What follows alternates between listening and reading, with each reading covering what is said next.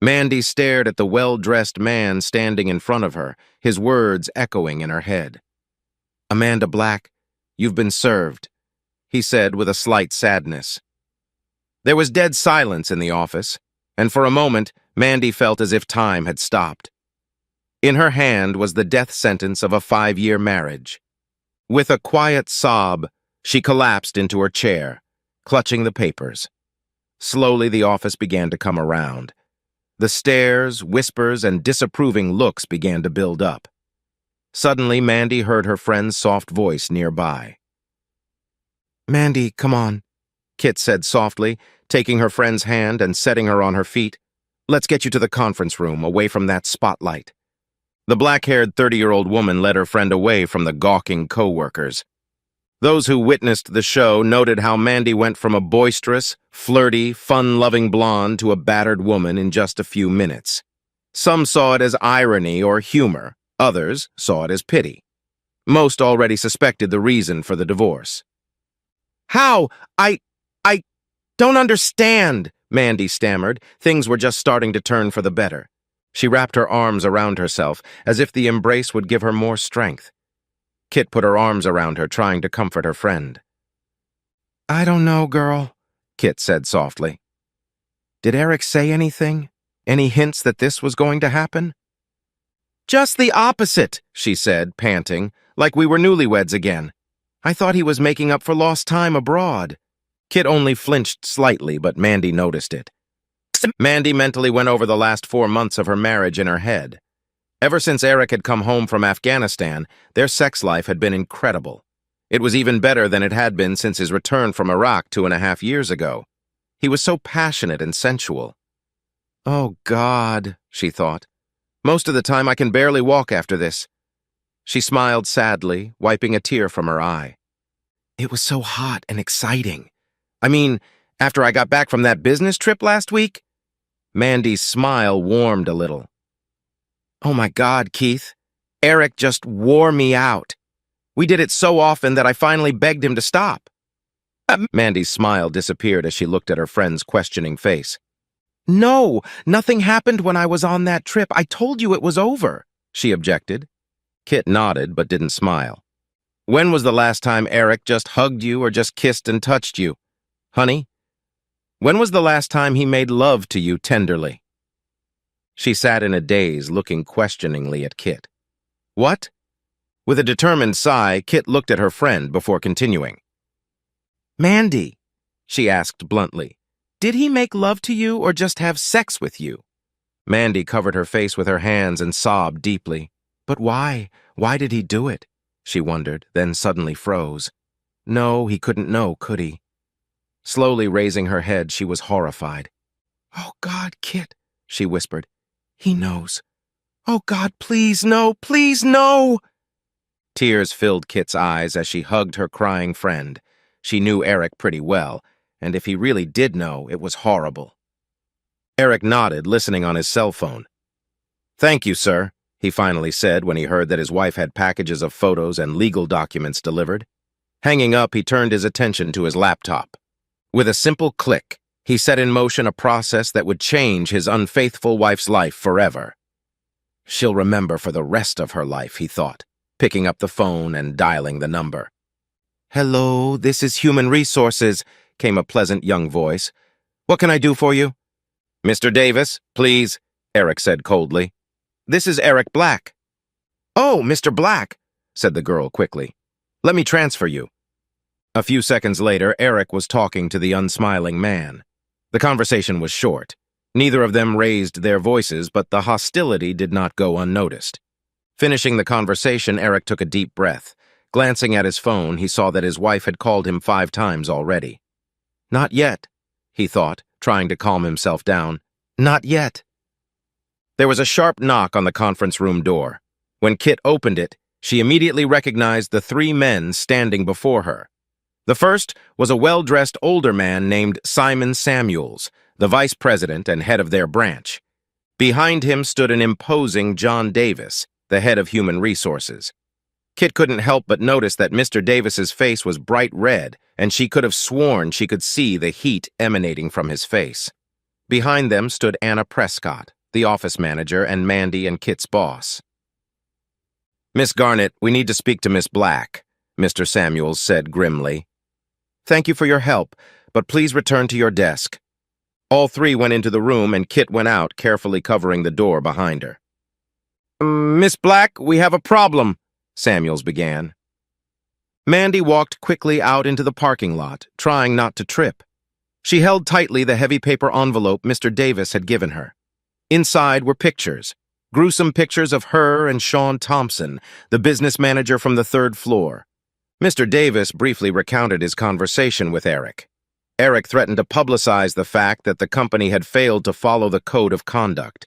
He told Mr. Davis that he would discuss this with his soon-to-be ex-wife at home before deciding whether to take any legal action. Mr. Davis informed her that they would meet with Sean next time, but that she should go home and talk to her husband before this gets out of hand. He also informed her that they would all sit down with her and discuss her future at the company tomorrow after she met with her husband. Mandy had a hard time finding her car because she was still crying hard. The bright sunlight reflected off the cars, making them a little harder to identify. Her car wasn't that hard to find, though. The big black Hyundai Santa Fe wasn't so easy to hide. Mandy climbed into it, remembering the arguments that had led to Eric finally agreeing to rent a car for her. He'd relented just before he left for Afghanistan. She wiped her eyes, put on her dark glasses, and headed home. A man in an old Chevy sedan parked nearby pressed a button on his phone. "Thanks, Bob," Eric said calmly. No, that's it. Please tell Ron that you guys did a great job and deserve the award. Thanks again. Goodbye." Looking at his laptop, Eric sighed again. One more call, he thought. One more, and there would be no turning back. But why would he even want to go back? All that was left was an unfaithful wife who'd ripped his heart out and a broken marriage he could never put back together again. Eric shook his head and pulled out his cell phone. He quickly dialed the number and waited. First call, second ring, third ring, a soft click, and then silence. Eric sat emotionless, staring at the video stream on his laptop. Finally, after a few minutes, a tear rolled down his cheek. Mandy pulled the big SUV onto the highway and groaned. She hoped she could avoid rush hour traffic. She pounded her fist on the steering wheel. At this speed, she knew her usual 30-minute drive would take over an hour. She thought about her marriage, how unlikely it was that she'd be able to salvage any of it. Eric had found out about her affair. Before Iraq, he might have forgiven her, but not now. The pictures had been taken while he was in Afghanistan. She sobbed, realizing what he must be thinking. Although the odds were slim, she had to try to save the marriage simply because she loved him. Funny way of showing it, isn't it? She reproached herself. Cheated on him more than once, but both times he'd gone abroad to serve his country. She shook her head quickly, as if trying to push away the guilt and shame, but the tears flowed again. Trust was not something that came easily to Eric. His childhood had been rough. His father ran away from him and his mother when he was young, and his mother was an alcoholic. In the 5 years they'd been married, Mandy had only seen his mother twice. Once at their wedding, and once when their son was born. It had taken him years to trust Mandy. When they met in college, she knew he was a soldier. She thought she had accepted it. He had already served 2 years and was on his way to getting an engineering degree. They had dated a year before Eric proposed to her. She could still hear her father's reaction. "No, Mandy, this has nothing to do with Eric," her father said. "I think he'll make a great husband. It's more about you. I don't think you'd make a good military wife. Don't get mad, honey, but it's damn hard to be a good husband or wife when your spouse is gone for a year." Mike Lomax, Mandy's father, had been in the Navy for 4 years when Mandy was a little girl. She could still remember the fights her parents had gotten into during that time. She'd always known that she and her mom had had a rough time and that he didn't want that for his little girl. "You were right, Daddy," Mandy snorted and shook her head. "You were so right. I made a terrible soldier's wife." They bought a very nice starter home and Eric got a good engineering job. Life seemed so promising, and then Uncle Sam called. When Eric found out about his assignment, she scolded him mercilessly for leaving her. To top it off, when Eric left for Iraq, she was already 4 months pregnant. Mandy wiped her eyes as she made her way through the flow of traffic. She remembered the loneliness she felt as she continued on without Eric. Sure, her mom and dad had done everything they could to help, but the sleepless nights alone ate away at her. She needed Eric to hold her all this time, to hear his voice whispering that everything was going to be okay. But he wasn't there for her. She realized she was being selfish, but that didn't make the nights any less cold and lonely.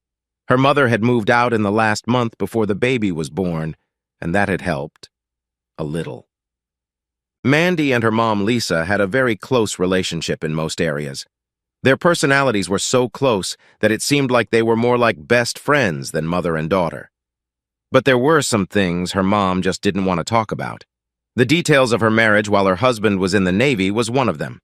When Mandy tried to turn the conversation to that topic, her mother always got very upset. Eric came home the day after Randy was born. For a moment, Mandy thought they had become a real family, but it didn't last long. He left after only 10 days, and she was alone again. Her mother saw some of the signs and begged her not to give in to them. She kept going on and on about the damage that one mistake could do to the lives of so many people. Of course, she wouldn't go into detail, but Mandy suspected that her father might have been having an affair. They had always been pleasant and polite to each other, even friendly, but never passionate. It was more like they were friends living in the same house. Mandy remembered how she had struggled with depression and loneliness in the months after giving birth. Going back to work helped at first. Then she was assigned to a project with Sean Thompson. Where Eric had the rough, handsome looks of a neighborhood boy, Sean could be a male model. His soft baritone and handsome smile made Mandy's heart skip a beat whenever he entered the room. He held himself with such confidence and made such an impression. She knew he was married to an attractive, wealthy society lady from New York. She and her children had moved to the area just a couple of years ago. She had even met his wife at a party once. She was beautiful, cosmetically speaking, and her personality was perfect for one of those housewife reality shows. But that only made Sean even more arousing.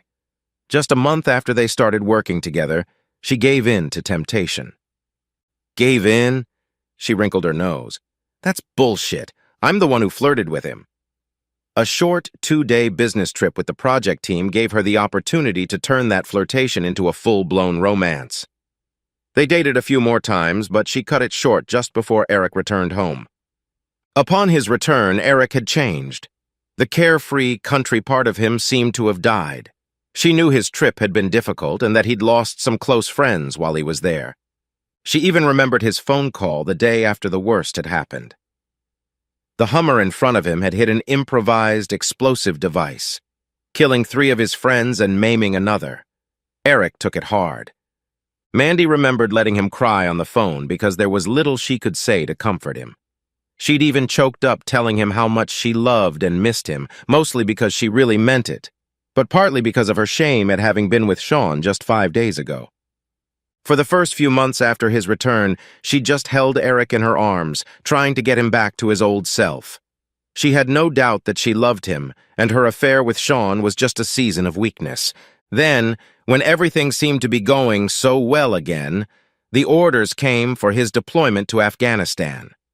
She was crushed. It was no surprise that 2 months after his departure, she found herself back in Sean's arms. She knew there was no excuse. But in the end, the loneliness and fear overpowered the guilt. She'd pursued Sean again, and it had taken all her charms to lure him away from the succubus in the marketing department he'd started hanging out with after their affair had ended. She felt her face flush with shame at what she'd done. "Of course you're ashamed, but that didn't stop you, did it?" Mandy reprimanded herself. She tried to hold back the tears but couldn't, feeling the self-loathing pouring out with each new tear. Sean had spent several weekends at her house. He had even managed to talk her into taking on another project. For a moment, Mandy even considered leaving Eric. Then reality set in.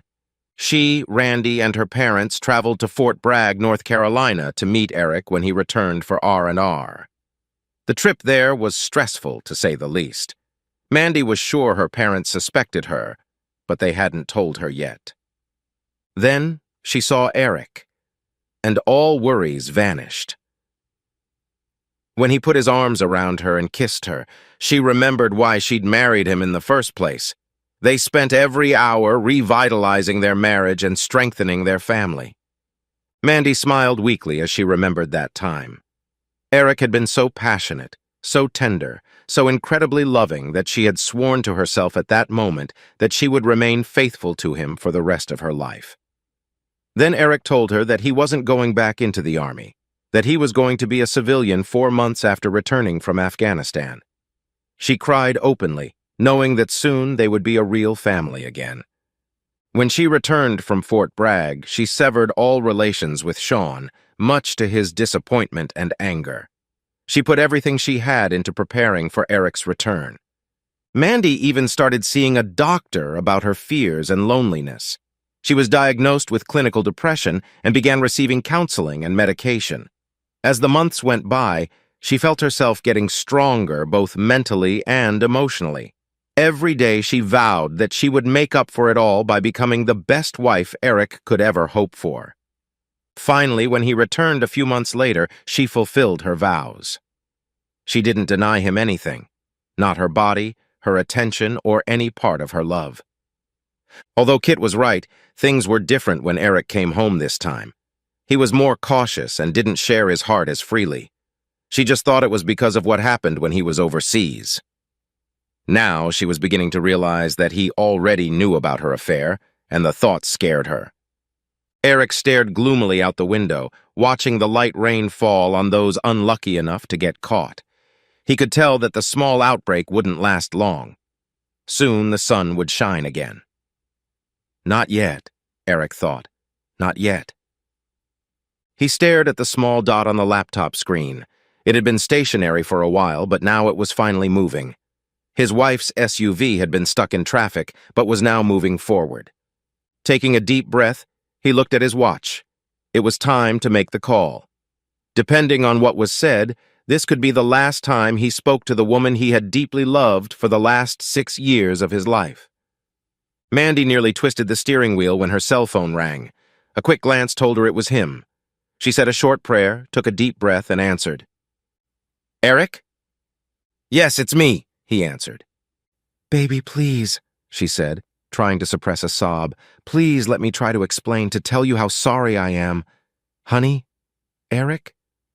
There was only silence. "Honey," she said, "are you still here?" "Yes, for the moment," he answered briefly. "Honey, where are you? Are you at home with Randy?" "I don't have a home, Mandy," he said, and his voice only gave away the pain for a second. "You took care of that?" "Where are you?" "It doesn't matter, I'm just waiting." "For me?" There was hope in her voice. "Like you've been waiting for me, sweetheart." Mandy couldn't hold back the sobs that caught in her throat.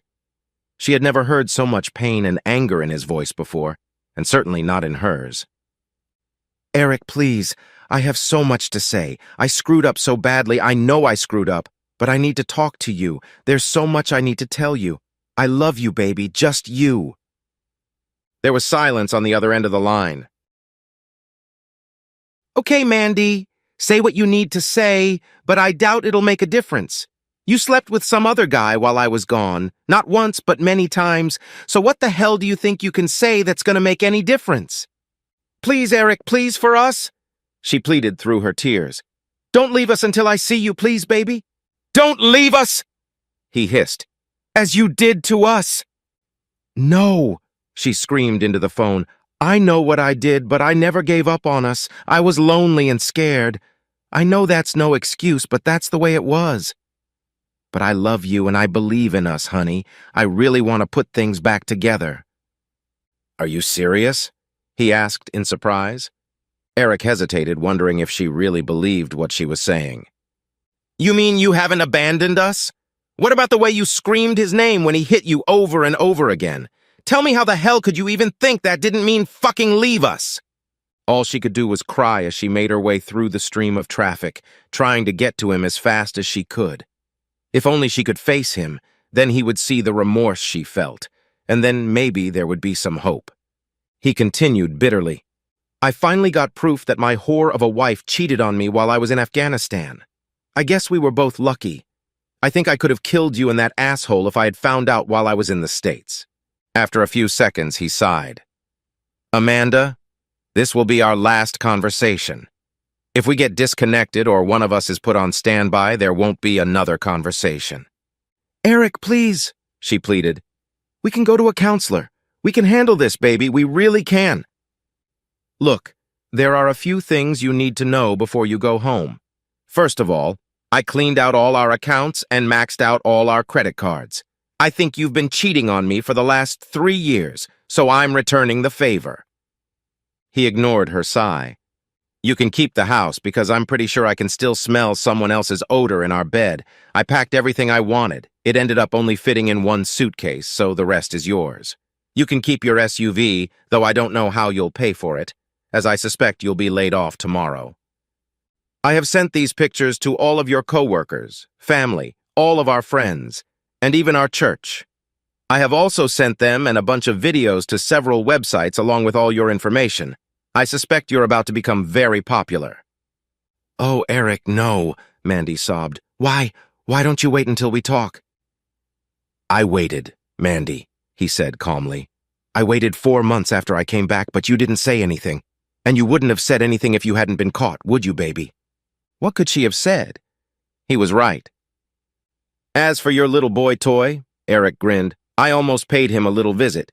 But after a few meetings with his wife, I don't think it would be necessary. What a vindictive bitch. You might want to give Sean a little warning. He'd better run.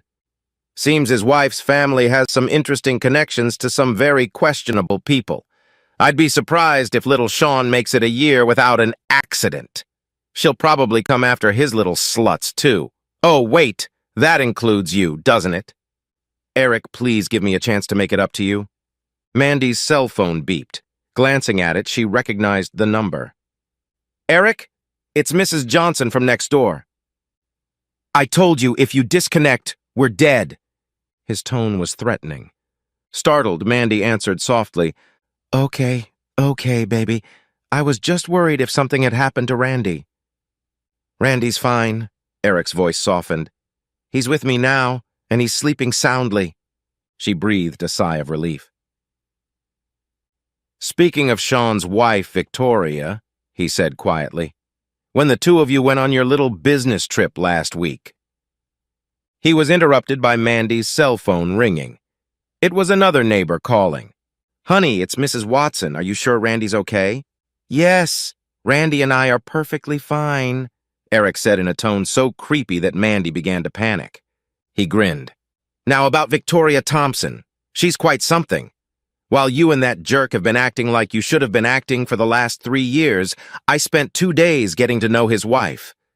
Up close. Mandy gasped in anger and pain at her husband's betrayal. Her tears flowed again.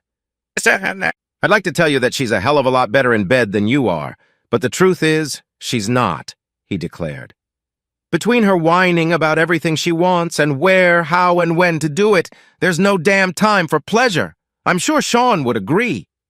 So congratulations, Mandy. You've won the Best Sex Slut Award. Eric, stop it, please, Mandy begged. Please, just stop. She started sobbing again. She pounded her little fists on the steering wheel, shouting curses at the surrounding cars as they crawled forward. Her composure slowly returned to her, and she wiped away tears of frustration. Okay, Eric, she sniffled. You won. You got your revenge. You broke me. She was silent, waiting for his response, but all she heard was silence. But I still love you, Eric, she said quietly. There's no excuse for what I did. I know that. But all I'm asking for is a chance to make it up to you. I'm begging you, please. Please let me explain myself. There are some medical issues you should know about. If you ever loved me, please meet me. Please, baby. Medical reasons? He snorted. Postpartum depression, clinical depression, bipolarism, heck, try post-traumatic stress disorder. In the end, it didn't matter, did it, Mandy? You went and slept with some other guy anyway. How did I know? It really doesn't matter. As soon as I did, I hired some men to follow you. They did a hell of a job, too, tapping phones and installing cameras all over our house, even putting one in our bedroom. Oh, Eric, she exclaimed. Do you really hate me so much that you're capable of all this? Is there not a drop of love left? Well, there was, he replied quietly, before I saw the video of you and him in our bed. Do you remember that time, Mandy? When Randy walked in on you? Mandy awed. Oh God, no, please, not again. Eric's voice was strained as he tried to control his emotions. Imagine how I felt as I sat there watching my 2-year-old son call another man Daddy. Everything I felt for you died right then as I watched you put our son to bed with both of you. God damn you, you bitch! Eric's voice trembled. I guess I was lucky I didn't know that until we were at Fort Bragg. When I saw it, I was shocked. I almost got lost there, and I was in a place where you can't afford to get lost. Eric looked at his laptop and saw that Mandy was almost home. A cruel smile contorted his handsome face as he continued in a cold tone. As for hurting you, Amanda, I haven't even started yet. I still have a few more. He heard Mandy gasp. Oh my God, she whispered. Surprises, he finished. Mandy pulled her SUV over to the curb and watched in horror as flames engulfed what had once been their home. Like I said, Amanda, the house and everything left in it belongs to you. Mandy shook, still not believing her eyes. Damn, Eric, what have you done? That's a rhetorical question, isn't it? Said Eric with a smirk. I was trained to build under combat conditions, Mandy. Doesn't that make sense? I might know a thing or two about destruction, too. Where's Randy? She shouted. Damn it, Eric, where the hell is my son? Our son is sitting 3 feet away from me, sleeping in his car seat. So tell me, he said mockingly, can you read the message I left in our front yard? What? She mumbled. What message? Oh my God. Eric grinned. I wasn't sure people would be able to read it from the ground. But the news helicopters? They must enjoy the words cheating whore scorched on the front lawn. I wouldn't count on the neighbors' sympathy, he continued. I've posted the pictures all over the neighborhood and paid a few teenagers to hand out extra copies around the block. He paused for a few seconds and listened to his wife's sobs. Mandy? You might want to think, Eric said bitterly, about where you're going to sleep tonight and in the near future. I guess you could sleep in your SUV until they come and get it, or maybe... No, I doubt Sean will be able to help. I'm sure Victoria's already skinning him alive. I guess that just leaves your parents. I wonder how your dad would feel about having 2 whores living under his roof. What? Mandy sobbed through her sobs. Damn it, Mandy, are you really that stupid? You always told me your father cheated on your mother when he was in the Navy. Damn it, your mother cheated on him. Mom? She asked in a trembling voice. Eric laughed cruelly. Oh, hell yes. Your father told me a little about it after I got back from Iraq. Why do you think he did it, Mandy? Do you think he suspected his little girl was cheating on her husband just like her mom? But unlike your father, Eric continued, I can't live with a whore wife for the rest of my life. Maybe he stayed for you, or maybe he still loved her. I don't know, it's his decision. Mine is to start over and hopefully find a woman I can spend the rest of my life with. I'm sure I'll find someone who can love me, be faithful, and be a good mother to Randy. Please, Eric, Mandy sobbed. I can be that kind of wife. Just give me one more chance to show you, and I'm already a good mother to Randy. I'm the only mother he needs. I guess that's what the court has to decide, isn't it? He said calmly. Of course, the fact that I burned down our house and effectively bankrupted us probably won't go in my favor. Eric saw a young man in a t-shirt and baseball cap get out of the cab and stop at the curb, looking in his direction. Eric flashed his headlights twice and the guy headed toward him. Okay, Mandy, Eric said calmly, looking at his watch. There are a few things you still need to know, and there's not much time left, so listen very carefully. First, so your bosses don't get too worried about my threats. However, Victoria is filing a similar lawsuit and will probably win.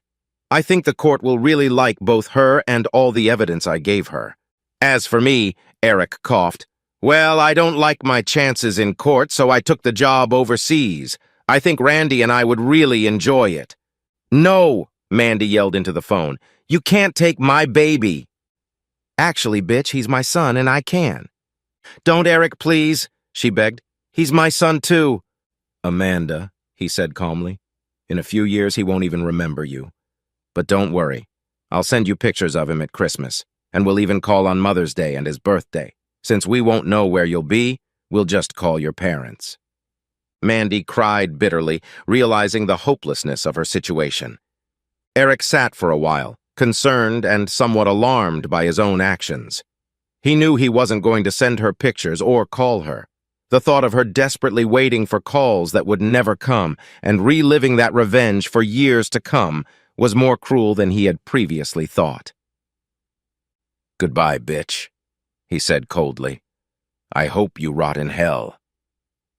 He wiped a tear from his cheek as he listened to her hysterical screams begging for a son and hung up the phone. "Captain Black?" asked the guy in a tank top standing in front of him. "Not anymore," Eric smiled weakly. "I'm just Eric Black. Well, at least for a while longer." The young man grinned and handed him an envelope with the numbers and passwords to the offshore bank accounts into which his funds had been transferred, minus some fees, of course. "Here are passports, photo IDs, and plane tickets for Marcus Gray and his son Michael Gray," the teen said, smiling. Eric smiled even wider and began putting his old IDs and 2 SIM cards from his cell phones into a small metal bucket. Smirking, he took a lighter and melted them into a small puddle of blackened plastic. Then he took a small hammer, smashed both phones, and tossed the remnants into the bucket. Satisfied with his work, he tossed the bucket into the trash can. "That was better than I could have imagined," Eric grinned. He quickly pulled out his car keys and handed them to the kid. "Tell Bob and Ron thanks for the rental," he said quietly. "To whom?" the young man asked with a wide smile on his face. "I apologize," Eric grinned. "I must have made a mistake." A few minutes later, Eric was already checking luggage at the airport. He couldn't hold back a smile as he thought about what was in store for him and his son in the next few weeks. His contract didn't start until next month, so they were going to spend a couple weeks on a secluded beach with a pretty lieutenant he'd met in Afghanistan. They'd only been friends then, but now that he'd gotten proof of his wife's cheating, Eric couldn't wait to find out if there was more to it. "Mr. Gray?" The man at the front desk said politely, "Have a wonderful flight, you and your son." Marcus Gray and his son walked through the lobby and started their new life.